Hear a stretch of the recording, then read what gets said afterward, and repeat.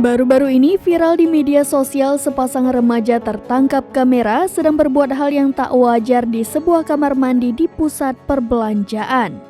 Dari video yang beredar, sejoli tersebut diketahui berbuat hal tak wajar tersebut lantaran dari bawah pintu bilik kamar mandi terlihat dua pasang kaki.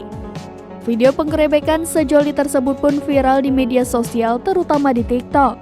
Saat pintu digedor-gedor, sejoli tersebut malah tak menggubris. Hingga akhirnya Satpam Mall turun tangan. Sejoli remaja yang nekat melakukan hal tak wajar itu akhirnya keluar dari toilet.